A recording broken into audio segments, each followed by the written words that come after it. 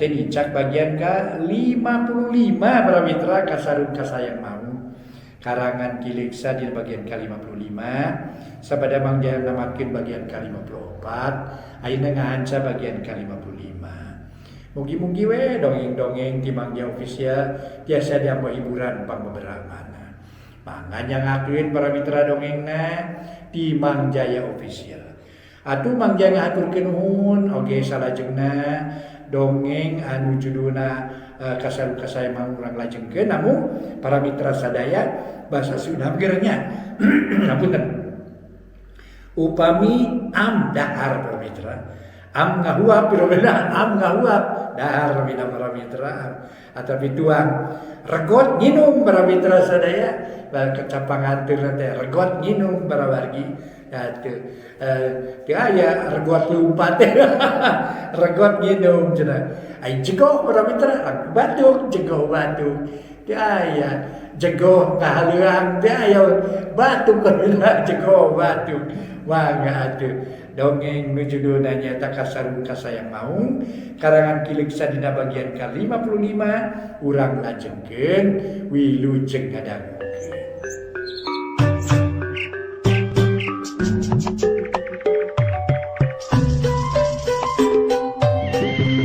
Para mitra kaum dangu wilujeng ngadangukeun di dongeng enteng judulna kasarung kasayang maung. Dongeng enteng karya Kiliksa. Parantos dugi kanalika Bah Aok sareng Mang Ucin bade ka makamna Mang Itoknya. Kumaha terasna ieu dongeng para wargi mangga urang sami-sami ngadangukeun. Oge ieu dongeng sakali deui mung saukur bohong, dongeng bohong. Etang-etang hiburan bae kitu para wargi sadaya. Adalah hampir sadayana ge bohong para wargi dongeng mah. Aya pakuat pakaitna sareng kahirupan urang sadidinten kitu. Mangga urang sami-sami ngabandungan dongeng enteng judulna Kasarung Kasayang Maung. Sanggeus nepi kana tempat anu rada mernah, Mang Ucin jeung Bah Aok reg harita Mang Ucin eureun bari tuluy nyarita. Tah, ieu jigana alus tempat teh Bah tuh. Cik taksir ku Abah. Nah bisa sidik moal ka palebah kuburan Mang Itok. Cik Mang Ucin bari ngareret ka Bah Aok nu harita keur jamedu. Bener sidik di dieu mah. Jawab Bah Aok bari gek nurutan diuk dina batu kuburan nu geus heubeul. Dina hatena nyungkelit rasa teu panuju kana tindakan Mang Ucin nu ngabongohan ngeurad ka manehanana. Mangkaning kasieun nu dipikasieun teh geus mimiti datang. Lantaran harita geus mimiti kadenge aya sorating keresek sarta hawar-hawar kadenge nu seuri menipating cirihil. Teu beda jeung seurina Kunti. Bating usapan dada we Bah Aok da puguh. Geus moal bisa ngejat ayeuna mah lantaran jeung Mang Ucin teh bener-bener geus ngahiji. Barang ngadenge nu ting cirihil pok Mang Ucin nyarita. Sora-sora aneh. Matak ting puringkak bulu punuk. Geus mimiti kadenge. Omat ulah ngejatnya banyak. Lantaran tangtu bakal aya hiji kajadian nu gede hartina bikeun urang. Sok urang pada nalingakeun kana kuburan Mang Itok ngarah kasaksian. Cek Mang Ucin bari panon neuteub seukeut kana kuburan Mang Itok. Nu taneuna masih keneh beureum. Sedang Bah Aok teu ngajawab harita teh kalah ka culang cileung we. Bari ngarampaan punukna. Teu lila kaur kadenge aya sora maung ti kajauhan bari dialokan ku sora manuk juring.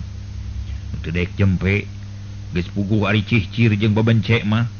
Muni reang mata katorekan jeung asa dina ceuli deui kadengena.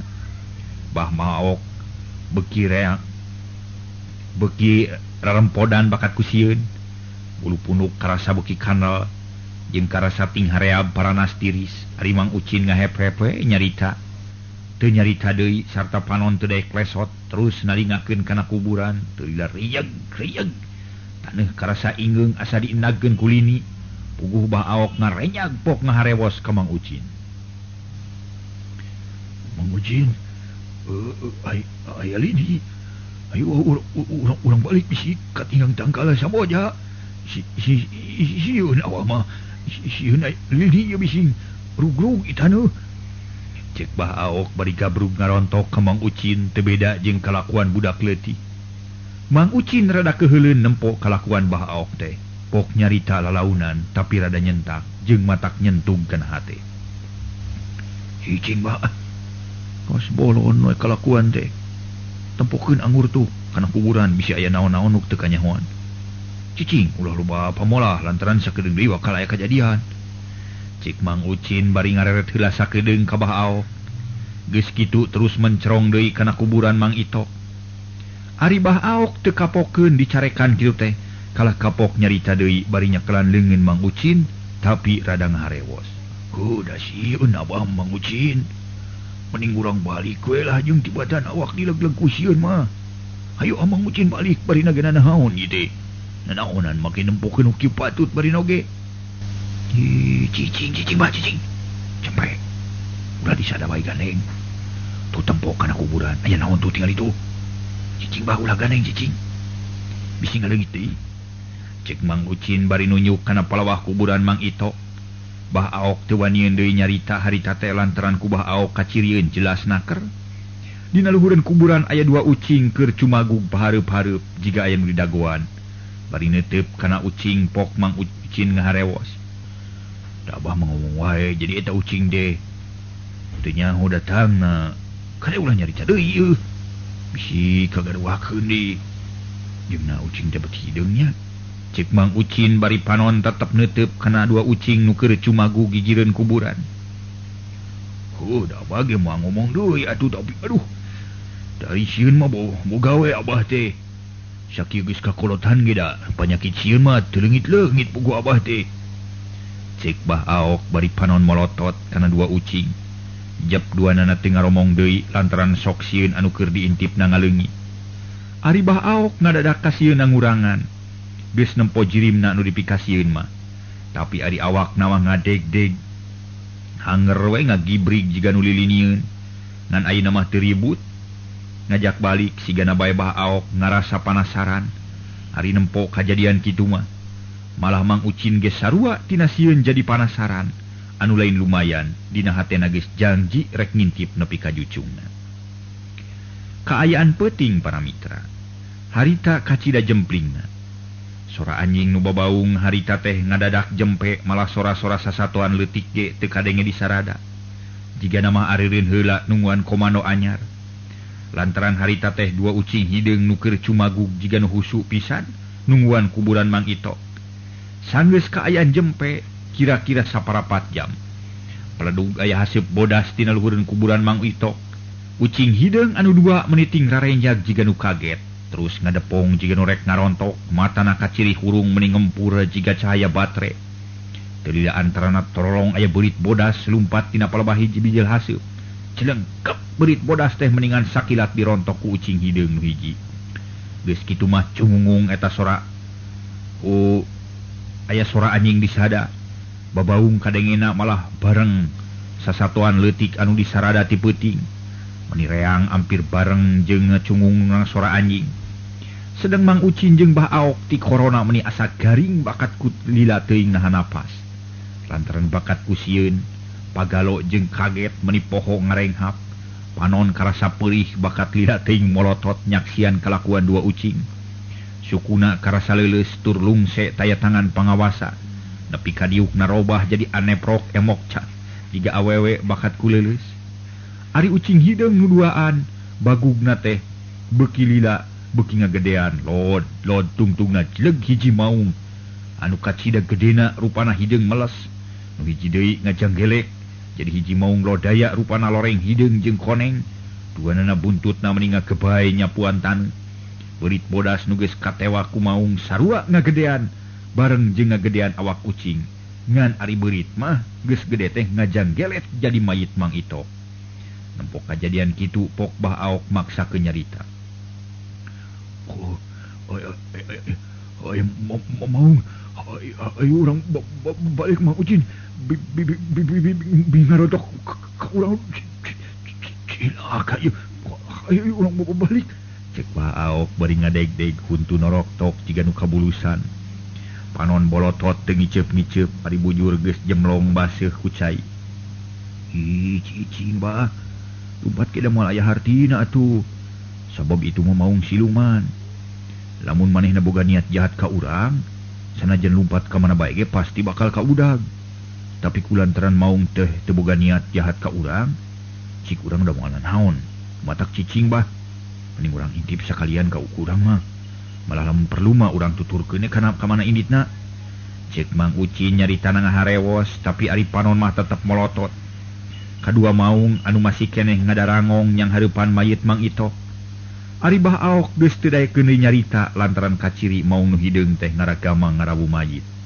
Teu krewek curalit plek mayit Mang Itok teh dipangul ku maung hideung. Sedang maung nu belang langeor ngamimitian init ninggalkeun kuburan. Anu terus mah dua maung teh mangul mayit nuturkeun paneuri. Nu hiji nuturkeun paneuri. Dua nana arinit bari dijajabkeun ku sora-sora nu matak maruringkak bulu punuk. Sanggeus dua maung rada jauh pok Mang Ucin nyarita ka Bah Aok nu keur ngagibrig jiga nu muriang. Bah. Dua maung teh siga mawa mayit Mang Itok geus jarauh tuh. Bisi tinggalin tapak kayu orang tuturkeun bah. Lantaran kuring malah penasaran hayang nyaho nepi kana jucungna.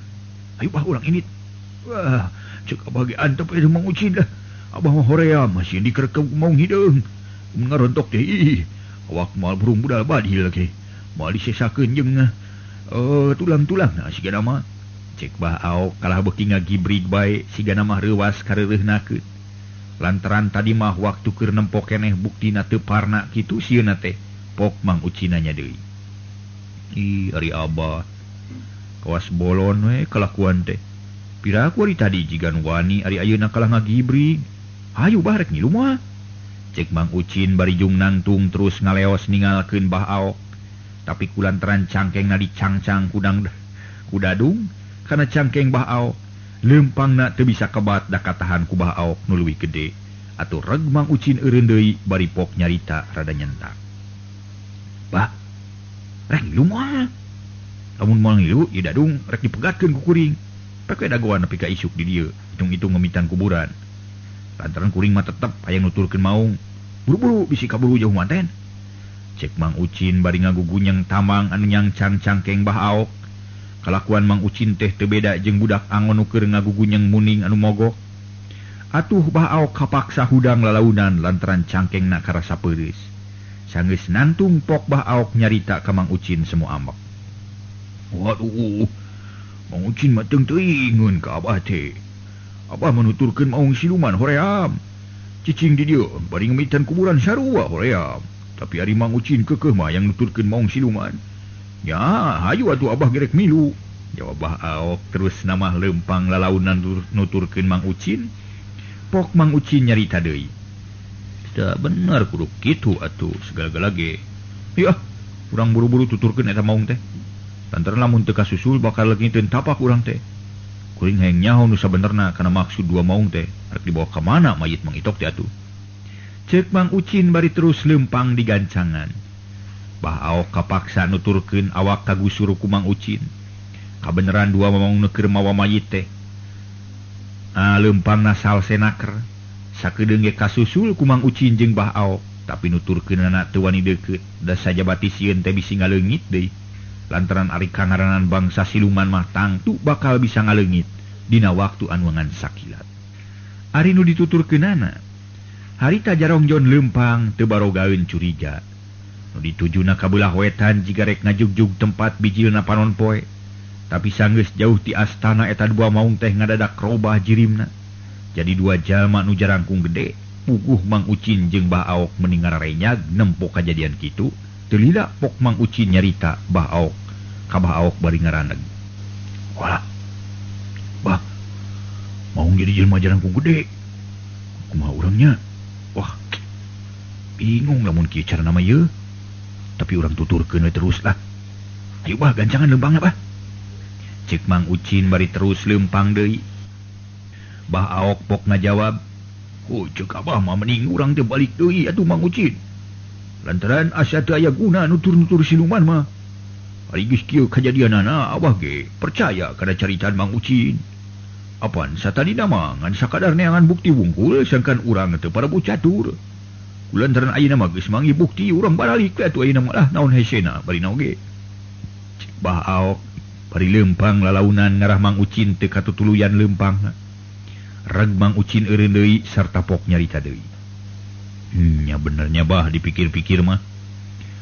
karena naon urang teh make nuturkeun siluman geus puguh mare nama dua makhluk anu bisa gunta-ganti jirim pikeun nyumputkeun diri maksudna mah meureun kitu padahal mah ku urang geus kanyahoan manehna teh siluman antaran mimiti ngarupakeun ucing terus ngarupakeun maung tuluy ngarupakeun manusia eta kajadian teh hiji bukti yen manehna teh bangsa siluman hayu bah urang balik deui ayeuna mah ceuk Mang Ucin bari terus maju deui tapi ayeuna mah lempang ngajugjug ka lemur Cihanjuang ari Bah Aok bari lempang teh pok nyarita ka Mang Ucin syukur ari Mang Ucin nurut mah kana kahayang Abah tapi kulantaran ayeuna mah geus bebas tugas ieu tamang delaan atuh sing percaya we ka Abah da moal kabur ayeuna mah Abah teh ceuk Bah Aok bari ngarampaan tamang nu meulit dina cangkengna ari rek dilaan ku sorangan teu bisa da kaperod bae ku Mang Ucin rag Mang Ucin teh eureun heula lempangna bari pok nyarita ka Bah Aok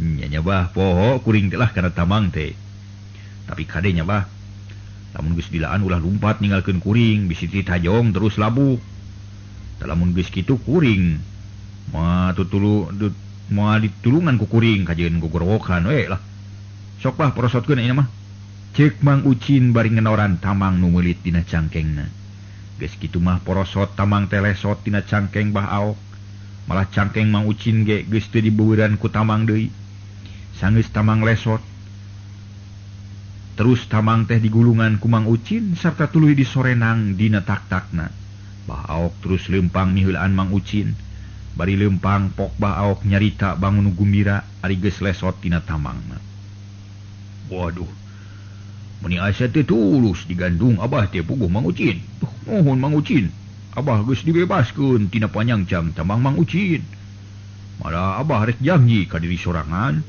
moal rek bukah deui tina persatuan jeung Mang Ucin sanajan teu ditalian ku tamang oge sajabati kitu ti mimiti detik ieu jeung menit ieu Abah moal rek borangan deui lantaran geus tetela siluman jeung jurig nu dipikasieun teh teu noel-noel acan ka Abah teh mana kitu ge manehna teh sieunneun meureun ku umat manusia tapi kahade kalakuan Abah nu ayeuna ulah rek dicaritakeun ka baturnya lantaran era temen atuh Abah teh lamun diuca Aceh mah caritaan ngeunaan borangan kitu tah ceuk Bah Aok bari ngagidig lempang ti heula Mang Ucin nu lempang pandeuri gawena nyerengeh nyenghel ngadenge caritaan Bah Aok para mitra sadaya kulantaran ngarasa na kabina-bina teuing cenah aya kolot borangan-borangan teuing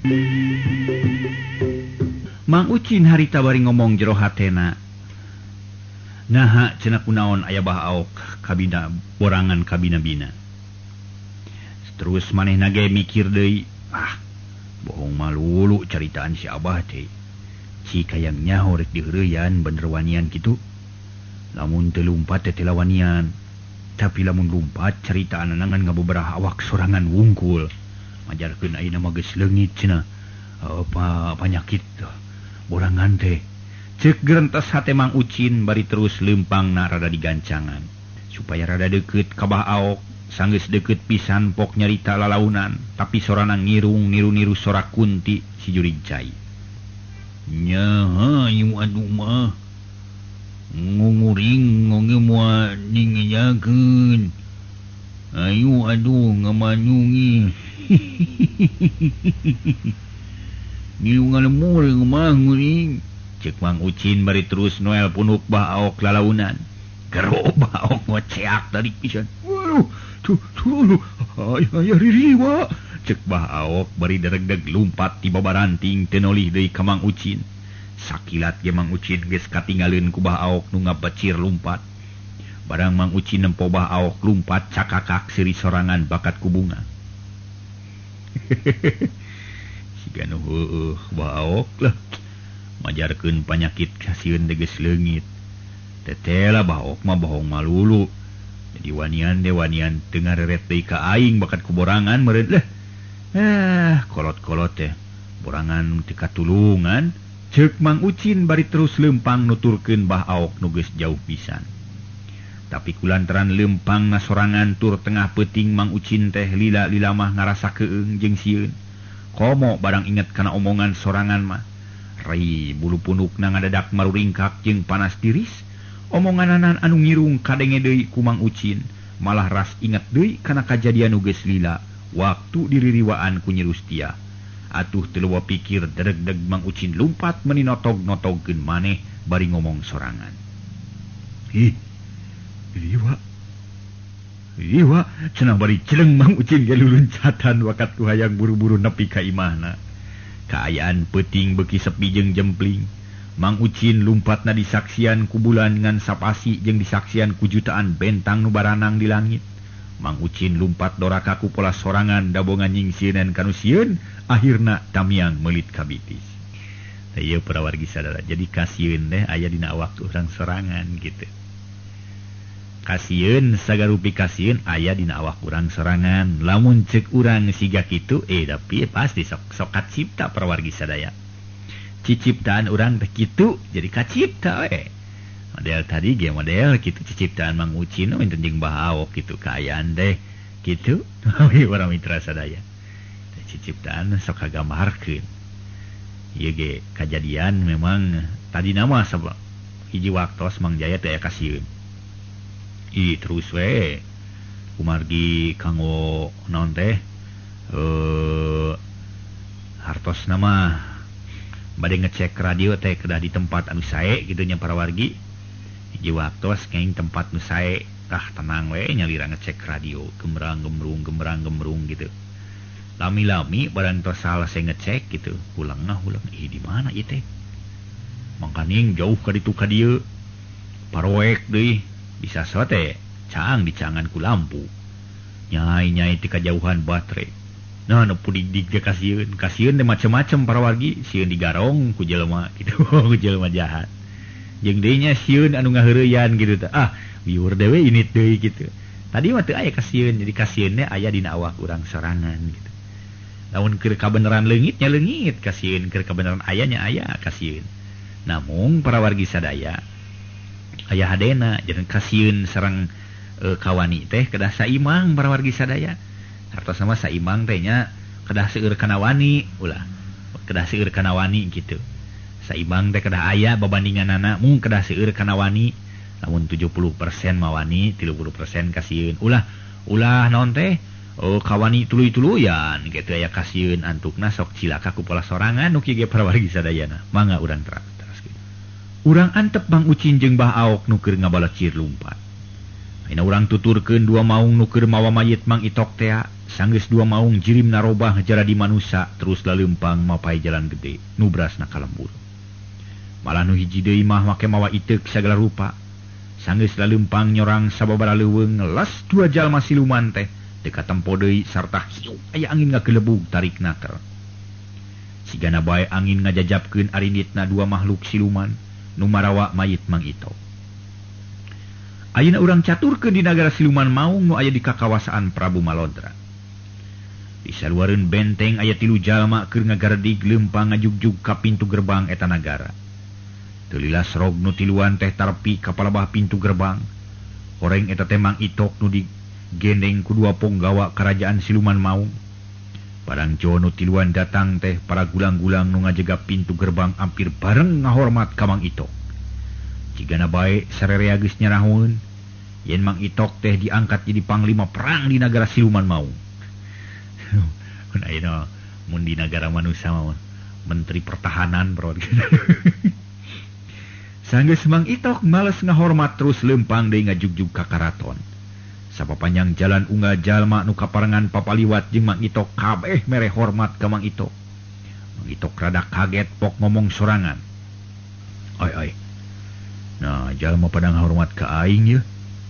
Dianggap naon aing teh nya? Hayang nyaur ditanyakeun sia kadua ponggawa nu nuturkeun ka aing. Ceuk Mang Itok bari terus kareret ka salah saurang ponggawa sarta pok nanya.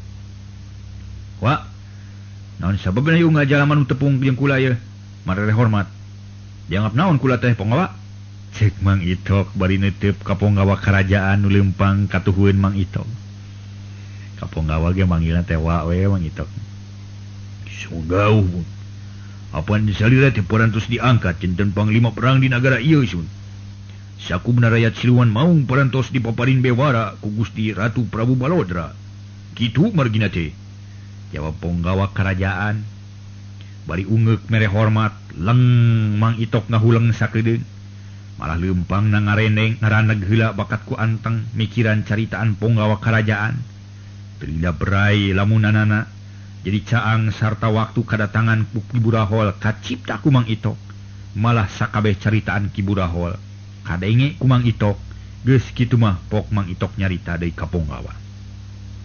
Oh bener kitu nya wa lantaran kula geus dibejaan ku Kiburahol waktu nganyang ka imah kula tapi sangaran anjeun duaan cek Mang Itok nanya ngaran kadua penggawa nu jadi pangiringna sungun dawe sim sungun wasta jisim abdi teh biksana gupieu hiji deui sin robala abdi duaan keng piutus ratu kamu mapag juragan panglima ka nagara manusia sakitu kada juragan panglima cek penggawa kerajaan nu ngaku boga ngaran biksana atuh Mang Itok pok nyarita deui. Oh syukur atuh wa anjeun duaan geus ngajalankeun tugas kalayan hade anjeun duaan nyaeta biksana jeung robala bakal diangkat pangawal kula nu pangdeukeutna nya ieu urang maju ngajug ka karaton cek Mang Itok bari terus lempang pangheulana diiring ku duaan atur rewu nuhun juragan panglima nanging abdi duaan ge sareresna mah kasebat pamimpin margi sadaya bala tentara siluman maung teh aya di sahanapun ka kawasan abdi duaan sunanging dibagi dua bagian ari jisim abdi mah mimpin maung nu belang ari pun robala mimpin maung nu hideung sun ari atasan abdi duanana langsung Prabu Malondra kitu juragan panglima cek biksana nyaritana kitu teh bari lempang pandeuri sanggeus ngadenge katerangan ti biksana pok Mang Itok nyarita gagah pisan.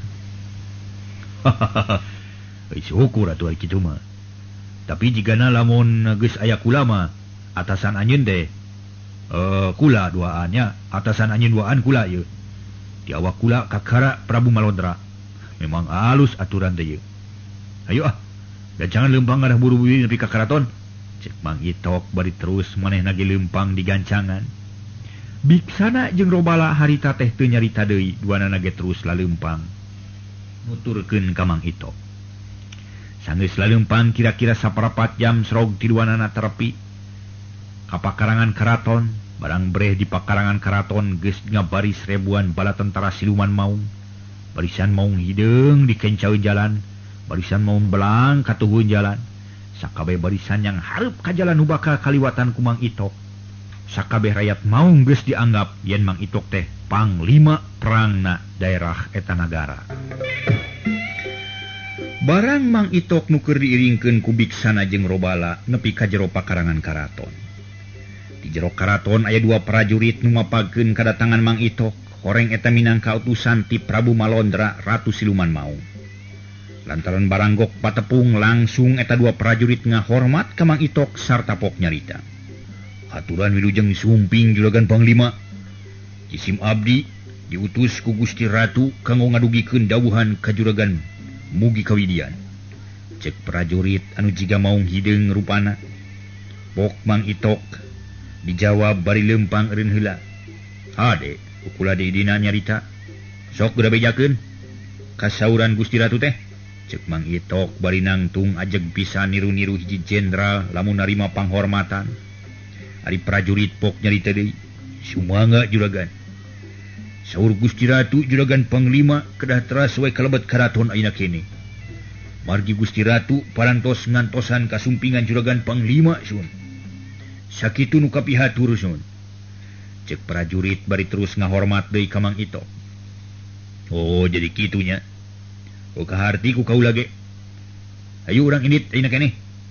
Lantaran kula geus hayang buru-buru kapanggih jeung Gusti Ratu. Cek Mang Itok bari terus lempang ngajugjug ka karaton. Bring Mang Itok teh diiringkeun ku opatan teu beda jeung hiji jenderal keur diiringkeun ku bawahanana. Ari barisan tentara maung hideung jeung maung belang harita teh dikomandoan ku komandanna. Sangkan ngahormat ka panglima nu keur ngaliwat. Bari lempang Mang Itok malas ngahormat ku ngacungkeun leungeun katuhu. Teu lila rombongan Mang Itok teh geus terepi ka karaton. Terus Mang Itok asup bari dibarengan ku biksana jeung robala. Ari prajurit nu duaan mah nganepi ka lawang karaton, barang srog ka tempat merbayaksa. Kasampak Prabu Malondra geus ngabaheuhay dina kursi kerajaan. Bari diriung ku sababaraha urang ponggawa kerajaan, Hari Jawa Mang Itok datang pok Prabu Malondra ngabagiakeun sorana ngagerem handaruan. Para mitra sadaya, sateacana dongeng dilajengkeun di dieu tiasa kagamar yen ieu teh mung saukur karangan wungkul, ciciptaan wungkul. Demanya di kerajaan Maung. Kayak ngahormat sagarupa jika tentara di kerajaan manusia. Teu aya prawargingan dicipta-cipta sigana kitu gitu. Jadi yo ngaranna ge karangan bohong gitu prawargi sadaya. Si majarkun cenah segala mah cenah aya teh gawe teh dongeng teu benes. Sanes prawargi sadaya. Ieu teh karangan bohong. Jadi perkara anu aya patula patalina sareng Mang Itok sareng sakulawargana eta perjuangan Mang Itok prawargi. Atuh perkara anjeunna mulih ka jati mulang ka asa parantos papasten Gusti Yang Widi. Takdir teu beunang dipungkir, kadar teu beunang disinglar papasten Gusti Yang Widi. Sok sanajan ceurik balilihan ngaluarkeun cimata getih, ari parantos waktosna kedah ngantunkeun alam dunya mah. Bade kumaha atuh moal tiasa parawargi. Ah cenah nuhun Gusti abdi teh. Betah keneh di dunya teh sun. Abdi teh kaduhung di dunya teh. Tengah jalankeun kahadean mugi Gusti abdi balikeun deui ka alam dunya. Moal bisa parawargi sadaya. Moal bisa untung jami nu masih keneh jumeneng di alam dunya. Hirup di alam dunya anu ngan sakedap ieu untung. Margi urang hirup di alam dunya, urang moal tiasa deui ibadah parawargi sadaya. Kantun ngaguar bae kalakuan naon nu geus diperbuat ku urang. Amal-amalan hade geus nepi ka mana? Atuh para mitra sadaya imbangan-imbanganana nu nangtoskeun mah sanes urang. Di ditu mah teu aya sistem uang semir cenah. Mun teh ceuk Mang Itok teh. Cing itulah ieu bawa pamalaikat le abdi malah sapados kadinya ka surga ieu. Ieu cenah ieu lah hatur nuhun, hatur lumayan gini. Teu aya di ditu mah para wargi. Gitu teh. Ieu kajadian teh wong aya di nagara urang hartosna mah antar umat manusia. Ai di ditu mah teu aya para wargi sadaya. Cenah supados ieu timbangan abdi rada ngageser kana sae cobi punten ieu manawi tiasa ieu kanggo lumayan hatur lumayan teu aya para wargi di ditu mah moal aya nu kitu teh nu mawi ti ayeuna mula urang meungpeung urang masih keneh hirup di alam dunya gunakeun ieu kasempatan pikeun amal para wargi sadaya nyaeta amal ibadah. Sanes ibadah ngageduru ibadah tuluy jung palit salat unggal waktu di masjid sanes mung ngagunakeun ieu kasempatan sahade-hadena nyaeta urang ibadah seolah-olah urang bakal paeh isuk sareng deui para wargi sadaya urang kedah nyiar kipayah seolah-olah urang moal paeh-paeh atanapi hirup 1000 taun kitu diandawisna bae. Perkawis hirup 1000 taun parantos diguar dina waktos nu parantos kalangkung seueur anu kataji.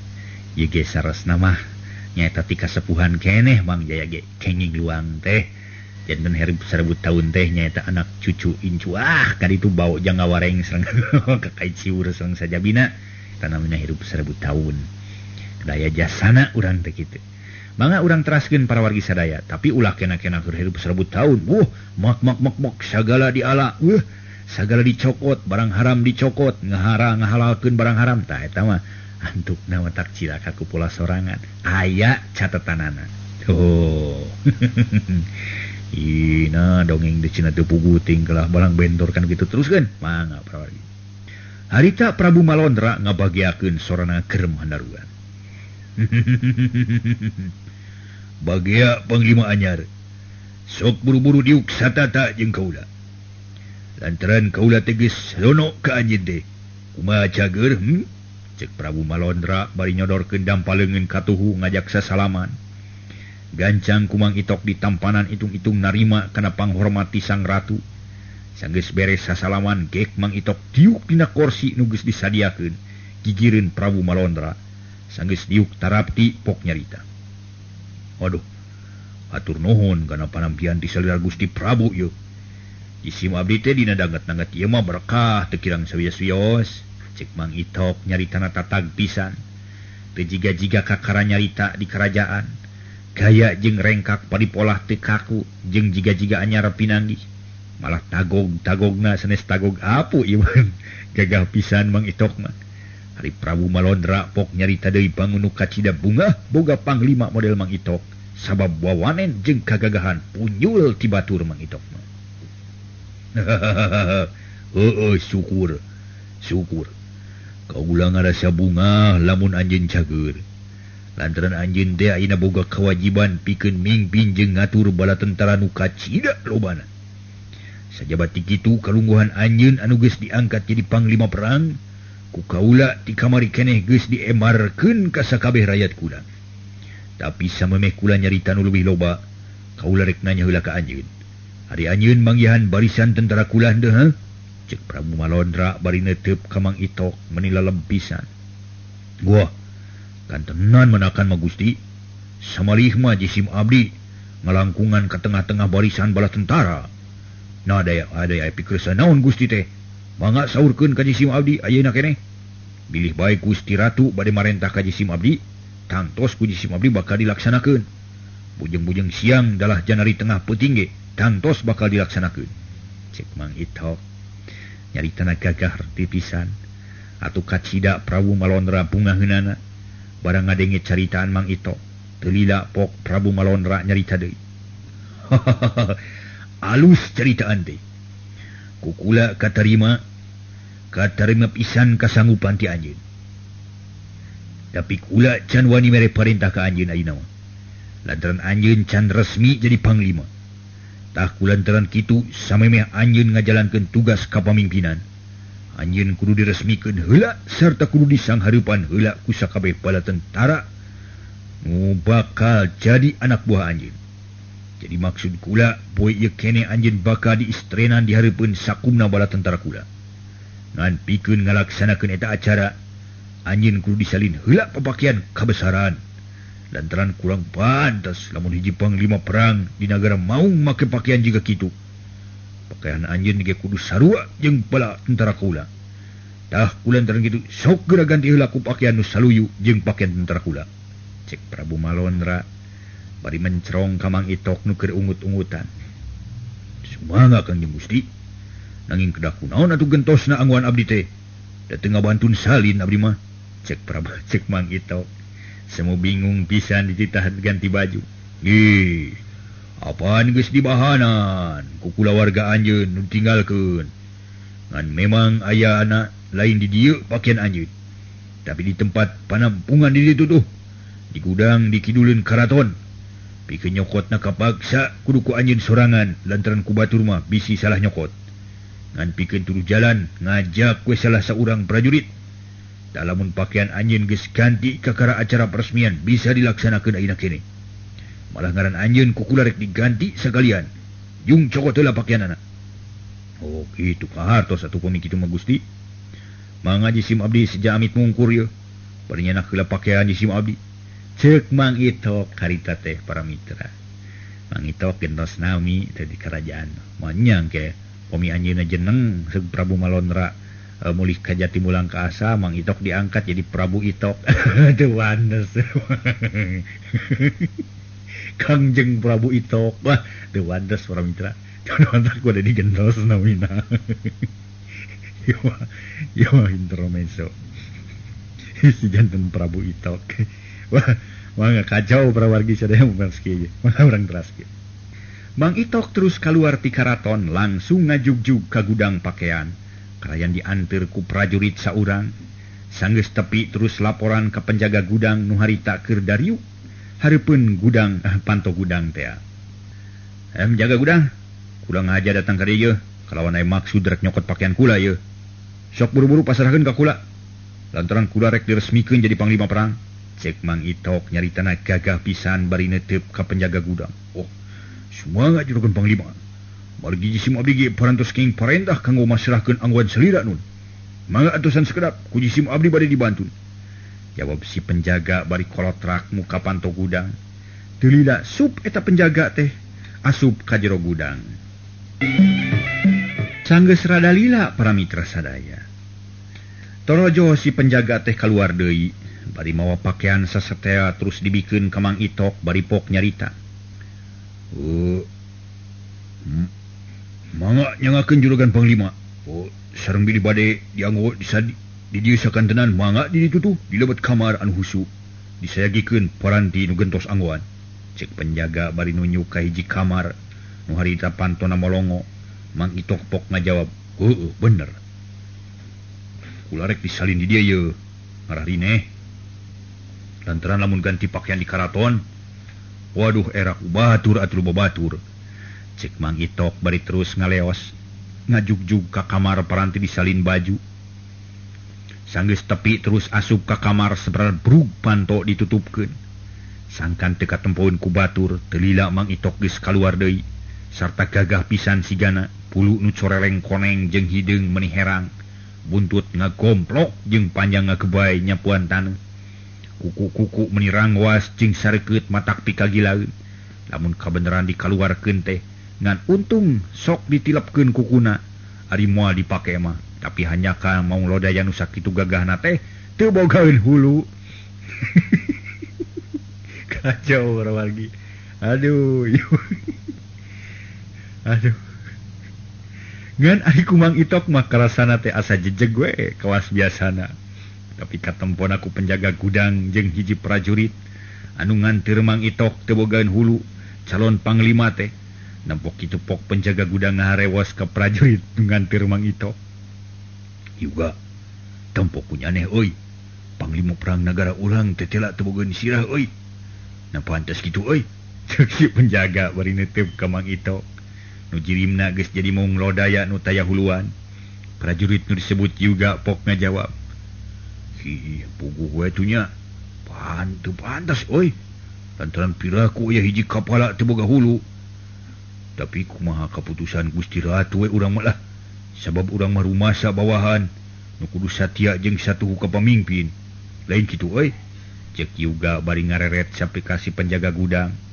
Tapi nu ditanya na teh ngajawab lantaran Mang Itok geus deukeut ka maranehanana sarta pok Mang Itok nyarita. Wah, geus gagah ayeuna kula yeuh. Lantaran geus disalin ku pakaian maung yeuh nu sakieu giningna. Yu anteur deui awak kula yeuh ka karaton. Cek Mang Itok bari ngareret ka prajurit nu tadi nganteur tapi eta prajurit teh kadenge sorana wungkul sabab sirah Mang Itok ku yuga teu katempoeun. Tapi sanajan kitu pok ngajawab.